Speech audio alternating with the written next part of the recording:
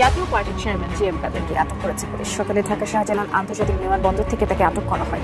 Police জানায় চিকিৎসার জন্য ভারত যেতে চেয়েছিলেন জি এম কাদের। ইমিগ্রেশন পয়েন্ট পার পাওয়ার আগেই তাকে আটক করার কর্তব্যরতরা গ্রেফতার দেখানোর কথা জানিয়েছে পুলিশ। এবার নিষিদ্ধ হচ্ছে জি এম কাদেরের নেতৃত্বাধীন দল জাতীয় পার্টি। সোমবার নিষিদ্ধ করে প্রজ্ঞাপন জারি করা হয়েছে। নিষিদ্ধ হলেন, অবাঞ্ছিত হলেন জাতীয় পার্টি। আওয়ামী লীগের দোসরদের ব্যাপারে দেশবাসীকে সতর্কতা জারি করেছেন। শেখ হাসিনা তো পালানোর জন্য ভারতে জায়গা পাইছে, জি এম কাদের তো পালানোর জন্য কোনো জায়গাই পাবেন। জাতীয় পার্টির বাংলাদেশের রাজনীতি করার কোনো অধিকার নেই। জনগণের বিপক্ষে অবস্থান নিয়ে নির্বাচনে অংশগ্রহণ করে অবৈধ নির্বাচনকে বৈধতা দিয়েছিল দলটি। জাতীয় পার্টির রাজনীতি নিষিদ্ধ চায় জামায়াত এনসিপি। বাংলাদেশের রাজনীতিতে নতুন করে উত্তাপ ছড়িয়েছে জাতীয় পার্টির জাপাকে নিষিদ্ধ করার সম্ভাবনাকে ঘিরে।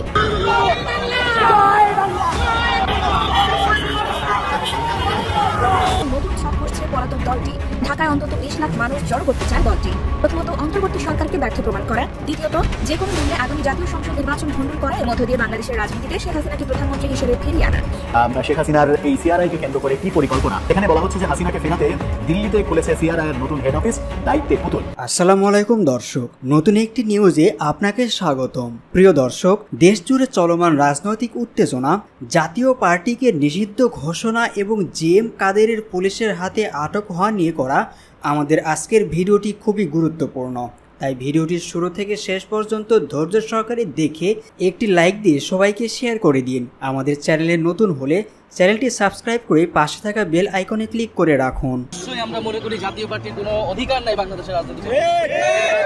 জাতীয় পার্টি শুধু এই গত 16 বছর ধরে দালালি করে নাই। 90 এর পরাজিত শক্তি তারা। 90 এর গণ অভ্যুত্থানে বাংলাদেশের ছাত্র জনতা রক্ত দিয়ে এরশাদের পতন ঘটিয়েছিল, কিন্তু সেই সময় রাজনৈতিক দলগুলো আপোষ করেছিল। ফলে ত্রিদলীয় জোটের রূপরেখা ব্যর্থ হয়েছিল এবং এরশাদকে আবার পুনর্বাসনের জায়গা করে দিয়ে যেই ভুল রাজনৈতিক দলগুলো করেছিল, বাংলাদেশের জনগণের সাথে যেই বেইমানি তারা করেছিল, 24-এর গণ অভ্যুত্থানের পরে আমরা সেই সুযোগ দিব। আওয়ামী লীগ, জাতীয় পার্টি এবং আওয়ামী লীগের সাথে সহযোগী যত দোষর রয়েছে এবং যারা আওয়ামী লীগকে আবার পুনর্বাসনের চেষ্টা করবে, তাদের সবাইকে বাংলাদেশের মাটি থেকে বিতাড়িত করা হবে এবং বাংলাদেশে আদালতে তাদেরকে বিচারের আওতায় আনা হবে। এর কোনো বিকল্প নাই। ফলে আমরা আশা করব দেশ যাতে অস্থিতিশীলতার জায়গায় না যায়, আমরা সবাই ঐক্যবদ্ধ থাকবো। বাংলাদেশের সংস্কার হবে, নির্বাচন হবে, নতুন সংবিধান হবে। এটা জনগণের প্রতি আমাদের প্রতিশ্রুতি। সকল রাজনৈতিক দলের প্রতি আমাদের আহ্বান থাকবে যে আপনারা দেশের এই পরিস্থিতিতে ঐক্যবদ্ধ থাকুন। এমন কোন শক্তিকে সহায়তা করবেন না, সমর্থন দিবেন না যারা বাংলাদেশের গণতন্ত্রের জন্য হুমকি স্বরূপ। অনেক রক্তের বিনিময়ে, অনেক সংগ্রামের বিনিময়ে আমরা আজকের এই পরিস্থিতিতে এসেছি। আমরা রুল অফ রুলের সুস্থতা কামনা করি এবং এই ঘটনার সুষ্ঠু তদন্তর মাধ্যমে বিচার হবে, এটা আমরা প্রত্যাশা করছি। অবশ্যই আমরা মনে করি জাতীয় পার্টির কোনো অধিকার নাই বাংলাদেশের রাজনীতিতে। ঘোষণাপত্র সহ অন্তর্বর্তী সরকার বিভিন্ন জায়গায় বলেছে 3টি নির্বাচন অবৈধ। ফলে 3টি নির্বাচনকে বারবার বৈধতা দিয়েছে কারা? জাতীয় পার্টি। এই ফ্যাসিবাদকে টিকিয়ে রাখতে সহায়তা করেছে জাতীয় পার্টি। বাংলাদেশের জনগণের বিপক্ষে অবস্থান নিয়েছে তারা। ফলে কোন বিবেচনা তারা আর এই বাংলাদেশের রাজনীতি করবে? এই বাংলাদেশের মাটিতে হয় জাতীয় পার্টি থাকবে, না হলে আমরা থাকবো। আমাদের রক্তে আগুন জ্বলছে, তারা আগুন ধরিয়ে দিয়েছে। এই আগুন বাংলাদেশের মাটিতে জাতীয় পার্টিকে উৎখাত না করা পর্যন্ত এই আগুন আমাদের নিবে না। প্রত্যেকটি সহযোদ্ধার শরীরে আগুন ধরে দিয়েছে, আগুন জ্বলছে। আমরা হাসপাতালের বেডেও থাকতে পারছি না। আমার সহযোদ্ধা ভিপি নূরের গায়ে যেভাবে তারা আক্রমণ চালিয়েছে, রক্তাক্ত করেছে, 1 সেকেন্ড এটা দেখে আর স্থির থাকার সুযোগ নেই। আমাদের সাথে বিএনপি জামাতও সংহতি জানিয়েছেন। তারাও বলেছেন আমরা সম্মিলিতভাবে আগামীকালকে রাজপথে নামবো। আগামীকালকেই জাতীয় পার্টির কবর রচনা করা হবে।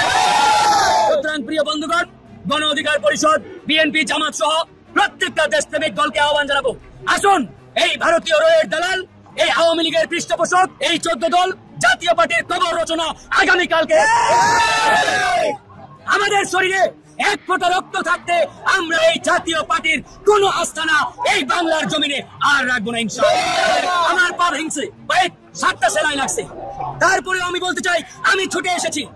আমরা আমাদের গায়ে যে আগুন জ্বালিয়ে দিয়েছে জাতীয় পার্টি, এই আগুন যতক্ষণ না পর্যন্ত এই আওয়ামী লীগের দোসর জাতীয় পার্টির প্রত্যেকটা আস্তানা এই ঢাকা শহর থেকে উৎখাত করতে পারি, এই আগুন নিভবে না বন্ধু। বিপ্লবের এক একটা সহযোদ্ধা যারা আমাদের রয়েছে, তারা কোন দল করে কোন মতের এটা দেখার বিষয় নয়, এরা বিপ্লবের পক্ষের শক্তি, এটাই বড় কথা। প্রিয় ভাইরা, মিডিয়ার মাধ্যমে আমরা আহ্বান জানাচ্ছি, আগামীকালকে আপনারা নামুন বেলা 11টায়, দল মত নির্বিশেষে সারা বাংলাদেশের প্রত্যেকটি জেলা উপজেলা শহরে নামন এবং জাতীয় পার্টি এই সন্ত্রাসবাদী খুনি হাসিনার দোসরদের আস্তানা এই বাংলার মাটি থেকে উড়িয়ে দিন, উচ্ছেদ করুন। এগুলো সন্ত্রাসীদের আস্তানা। এসব আস্তানা থেকে বিপ্লবের পক্ষের শক্তিগুলোকে আক্রমণ চালানো হয়। ভিপি নূরকে হত্যা করার উদ্দেশ্যে আক্রমণ চালানো হয়েছে। তারা জানে ভিপি নুরুল হক নূর যদি এই বাংলাদেশে জীবিত থাকে তাহলে ওই আওয়ামী দোসর ভারতীয় দালাল রয়ের এজেন্টদের কোন পরিকল্পনা বাস্তবায়ন হবে না। এই জন্য তারা পরিকল্পিতভাবে ভিপি নূরদের হত্যা করার জন্যই আজকে এই হামলা চালিয়েছে। আমরাও শেষ দেখা আমরা ইনশাআল্লাহ আগামীকালকে দেখেই ছাড়বো। আগামীকালকে আমাদের খেলা হবে ডু অর ডাই, হয় আমরা থাকবো নয়তো ওই জাতীয় পার্টির মুনাফেক ওই ভারতীয় দালাল রয়ের এজেন্ডা থাকবে। ডিজিএফের সাথে জাতীয় পার্টির দেন দরবার চলছে। জাতীয় পার্টিকে ডিজিএফআই আগামীতে বিরোধী দল বানাতে চায়। এই জন্য এই ডিজিএফআই গতকাল সেনাবাহিনীর মাধ্যমে জিএম কাদেরকে প্রোটেকশন দিয়েছে। জিএম কাদেরকে বলতে চাই পিঠের চামড়া থাকবে না। যদি ডিজিএফআই ইন্ধনে আবারও রাজপথে নামো, তুমি যদি নির্বাচন করার চেষ্টা করো, জনগণ কিন্তু দাঁত ভাঙা জবাব দিবে। ডিজিএফআই বলেন, এনএসআই বলেন, ডিএসপি বলেন, গোয়েন্দা সংস্থা, আপনাদের খেলার দিন শেষ, এখন জনগণ খেলবে। আগামীতে আবার সুষ্ঠু নিরপেক্ষ নির্বাচন হবে। নির্বাচন নিয়ে তাল বাহানা চলবে না। আমরা লক্ষ্য করছি ডিজিএফআই তাল বাহানা করে জাতীয় পার্টিকে বিরোধী দল বানানোর চক্রান্ত করছে। এই চক্রান্ত জনগণ রুখে দিবে। আমি আবার বলছি, যারা এই হামলায় জড়িত তাদের বিরুদ্ধে সেনাবাহিনীকে ব্যবস্থা নিতে হবে। ডিএমপি কমিশনার আমাকে ইতিমধ্যে জানিয়েছে যে পুলিশের যারা জড়িত তাদের বিরুদ্ধে তারা ব্যবস্থা নিবে। আমি আবারও বলি, আমাদের উপর কিন্তু সেনাবাহিনী হামলা চালিয়েছে, পুলিশ বাহিনী হামলা চালিয়েছে। লাল শার্ট পরিহিত যে ব্যক্তি সে সম্রাটের উপর হামলা করেছে, নুরুল হক নূরের উপর নয়। নুরুল হক নূরের উপর সেনাবাহিনীর কতিপয় দুষ্কৃতিকারী তারা হামলা চালিয়েছে। জাতীয় পার্টির বিষয়ে কঠোর পদক্ষেপ নিতে প্রধান উপদেষ্টা প্রফেসর মোহাম্মদ ইউনূসকে পরামর্শ দিয়েছে জামায়াত ইসলামী বাংলাদেশ। দলটি আওয়ামী লীগের মতো জাতীয় পার্টির রাজনীতি নিষিদ্ধ করতে বলেছেন। জাতীয় নাগরিক পার্টি এনসিপিও প্রায় একই ধরনের পরামর্শ দিয়েছে। তারা জাতীয় পার্টির রাজনৈতিক কার্যক্রম স্থগিত করতে বলেছে। তবে জাতীয় পার্টি বা আর কোনো রাজনৈতিক দল নিষিদ্ধের বিরোধিতা করছে বিএনপি। দলটি বলেছে তারা আর কোনো রাজনৈতিক দল বা তাদের কার্যক্রম নিষিদ্ধ চায় না। এ বিষয়ে প্রধান উপদেষ্টা 3টি দলের বক্তব্য শুনেছেন। এ বিষয়ে তিনি কোনো মন্তব্য করেননি।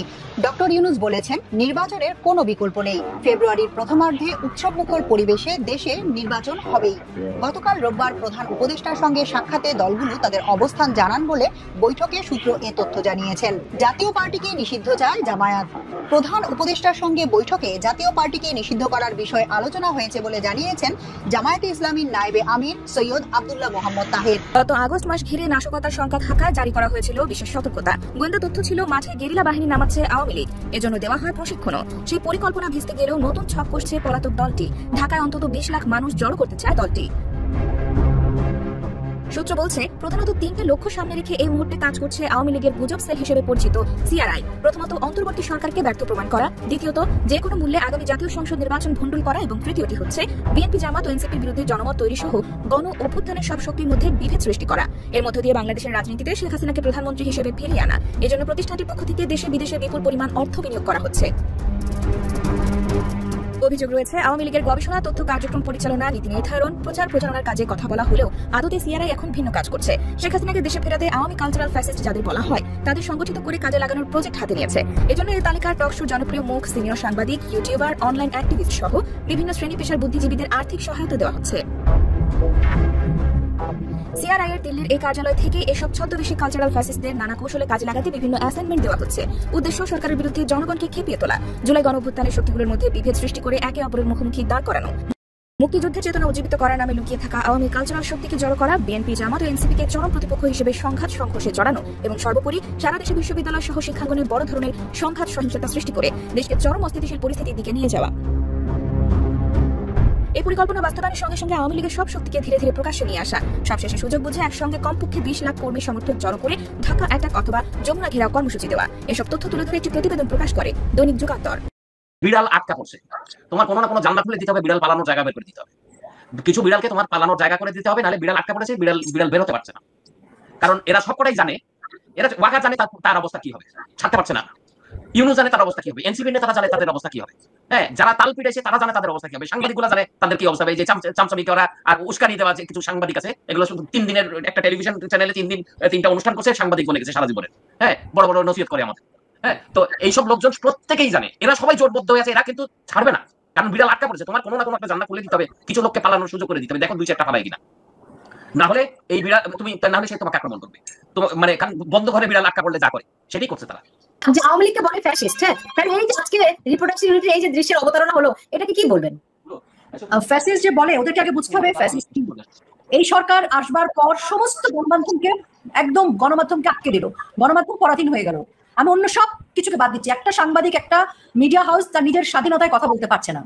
আজকে যেখানে এক সংবাদ সম্মেলন হচ্ছে শুধুমাত্র মুক্তিযোদ্ধাদের, সেখানে পুলিশ গেল অনেক পরে, এবং পুলিশ গিয়ে আটক করলো হচ্ছে যারা অতিথি, সেখানে মুক্তিযোদ্ধা অতিথি তাদেরকে, শিক্ষকদেরকে। কিন্তু যে মব জঙ্গি সেখানে ছিল, যাদেরকে ভিডিওতে ছবিতে সুস্পষ্টভাবে দেখা যাচ্ছে, তাদেরকে কিন্তু কিছু বললো না, আটকও করলো না। এই যে আজকের এই ঘটনাটাই তো প্রমাণ করে যে কাকে বলে ফ্যাসিস্ট। এর চেয়ে বড় ফ্যাসিজম আর কি আছে? আপনি আজকে কথা বলবেন, আজকে আপনি আওয়ামী লীগের দোসর হয়ে যাচ্ছেন। একজন রিকশাওয়ালা ফুল দিতে গেলেন, তিনি তার সমস্ত শ্রমের টাকা দিয়ে ফুল কিনে নিয়ে গেলেন, তাকে আওয়ামী লীগ বানিয়ে দেওয়া হলো। আজকে শিল্পীরা, সারা বাংলাদেশের শিল্পীরা যারা একসময় গত বছর প্রোফাইল লাল করেছিলেন, যারা ইউনূসের এই জঙ্গি বাহিনীর জুলাইয়ের সময় রাস্তায় যারা ছিল তাদের সাথে রাজপথে ছিল, তারপর তারা যখন বঙ্গবন্ধুকে বিনম্র শ্রদ্ধা জানিয়েছে তাদের সোশ্যাল মিডিয়ায়, তখন তারা হয়ে গেল দালাল। শেখ হাসিনা দেশ থেকে পালালেও তার শয়তানি এখনো যায়নি বলে মন্তব্য করলেন মির্জা ফখরুল। ছাত্র আন্দোলনের মুখে শেখ হাসিনা দেশ থেকে পালালেও শয়তানি ছাড়েনি বলে মন্তব্য করলেন বিএনপির মহাসচিব মির্জা ফখরুল ইসলাম আলমগীর। মঙ্গলবার রাজধানীর উত্তরায় বিএনপির স্বেচ্ছায় খাল পরিচ্ছন্নতা কর্মসূচির আগেই আয়োজিত সমাবেশে তিনি এসব কথা বলেন। নেতাকর্মীদের শহীদ জিয়ার আদর্শ ধারণ করে রাজনীতি করার আহ্বান জানিয়ে বিএনপি মহাসচিব বলেন, আওয়ামী লীগের মতো চাটার দলে পরিণত হওয়া যাবে না, তাহলে বিএনপিকেও মানুষ ভালোবাসবে না। দেশের স্বাধীনতা ও সার্বভৌমত্ব নিয়ে কোনো আপোষ হবে না উল্লেখ করে তিনি বলেন, শেষ রক্তবিন্দু দিয়ে হলেও স্বাধীনতা সার্বভৌমত্ব রক্ষা করব, এখানে কোনো আপোষ নেই। মির্জা ফখরুল ইসলাম আলমগীর বলেন, ছাত্র আন্দোলনের মুখে শেখ হাসিনা দেশ থেকে পালিয়ে গেলেও শয়তানি ছাড়েননি। ভারতে গিয়ে সে আবার শয়তানি শুরু করছে। ওইখানে বসে আওয়ামী লীগ ছাত্রলীগকে উস্কায়ে দিয়ে বলে, তোমরা গোলমাল করো, মিছিল করো, মারামারি করো, নেতাদেরকে মারো।